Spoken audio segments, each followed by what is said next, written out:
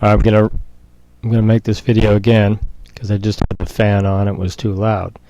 So in this video, I want to talk about my life of raw food and how I feel during the times when I'm not on a raw food diet. Yeah, it's kind of dragging yourself around a little bit, where it's totally different than raw food. When you're eating raw food, you're pretty high. There's a sort of a natural happiness that happens. I think it's more like a happiness of spirit or happiness of your body. There's a lightness that happens, and it's just a whole other world. I think it was Eva likes raw, said there's like a portal that you go through, this portal. And I really, since I've been raw for a long time, 20 something years, and up until 2 years ago was very hardcore about it, I definitely think that's true. And I think that when I'm eating cooked food, I kind of feel like I'm missing something. I'm missing a part of me that I lost, and I kind of wonder if that's, you kind of feel like you're, I don't know, you feel like you're aging, or you don't feel like that ageless feeling. You don't perpetually young. It feels like it's like something's after the fact. You feel a little bit tired. Anyway, so now raw food is I'm going to tell you my belief on how to kind of keep it raw in a way that might be easy for you, depending on where you're living or availability of things. But here's what I've had to do in different places. Like where I'm at right now, you don't have supermarkets where you can go get all these fancy, raw foods. But you can piece things together. Like they have coconuts, so that's good. I should be eating a couple of coconuts a day. And they have carrots, they have cucumbers, they have moringa. And moringa is a high protein food. It's a green, and very small little leaves. You got to peel them off, and so papaya. They have papaya. A lot of bananas. A lot of different kinds of bananas. So, for example, in the morning you could have a papaya banana salad with some nuts. Now, nuts you probably have to order. Some raw cashews or whatever. Cashews are never usually raw because they have to heat them up to get them out of the shell, but you know what I'm saying. Mostly raw. Now, I remember in Thailand what I did. Now, I think I did raw very, very well in Thailand. And basically, I would go to 7-Eleven and I would get nuts from 7-Eleven, and those were my nuts mostly. And then I had a lot of fruit. I'd have a lot of fruit. You could get fruit outside, whatever. And then I always had a big salad in the middle of the day. And I had tahini as the dressing for the salad. And so here, I suppose what I could do is have a big salad of cucumbers, onions, tomatoes. You just always have those things in your house. Always have cucumbers. Always have tomatoes. Always have some, hopefully, organic cabbage. Always have some moringa. And what else would make the salad a little bit bulky? I don't like sprouted mung beans because they don't really taste that good, and I'm just bored of those things. I've sprouted mung beans. I just got really bored of those. But What else do they have? They have some peppers, like red bell pepper type things you could put in there.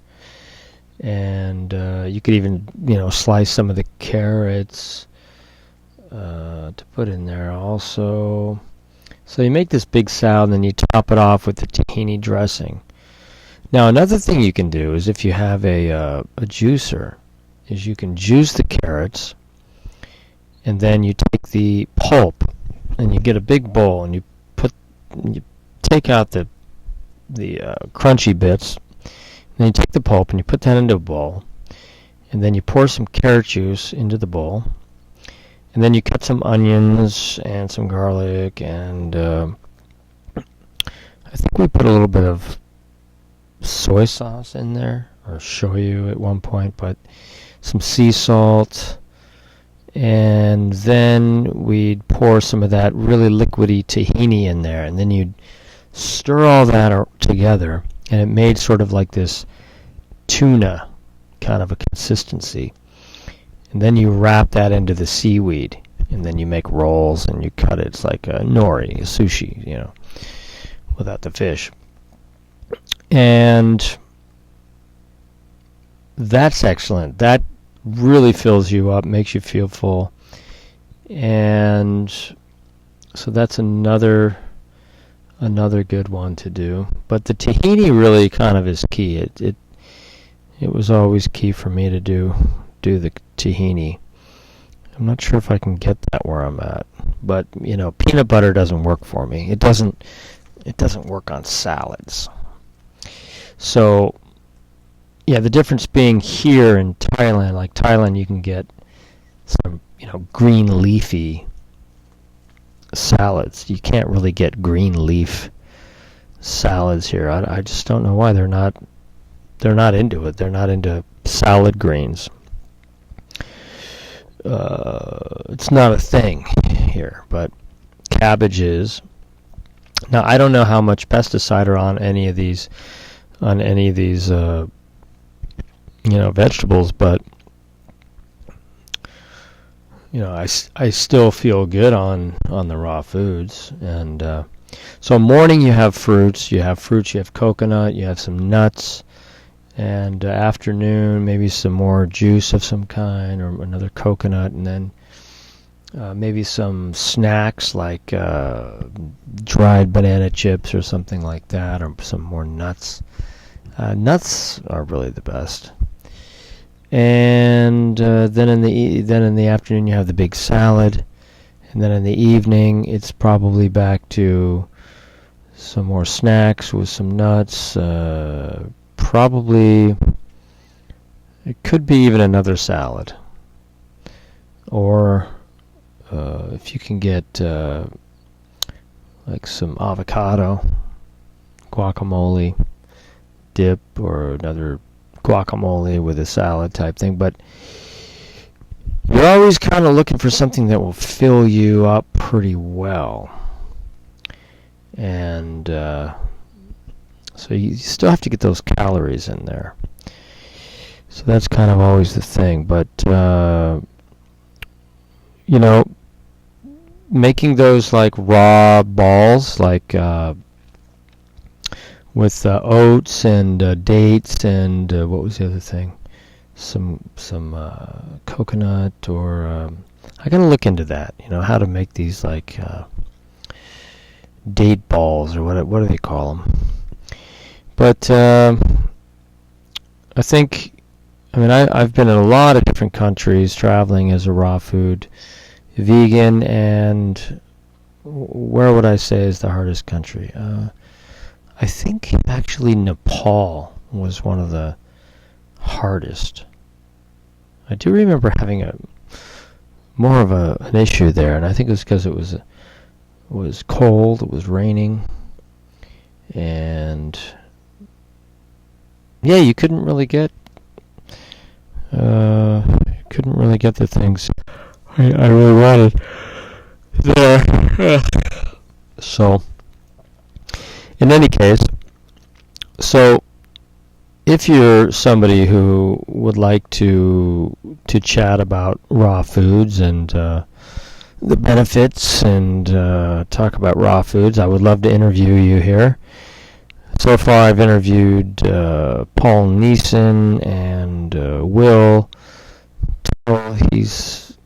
He wrote a vegan book, and then Ellen Jaffe Jones, who is a vegan. She's written a lot of books. But I'd love to do more interviews, and to me, people are interesting. So it's nice to get perspectives. So anyhow, hope you enjoyed the video, and keep it raw, and talk to you soon.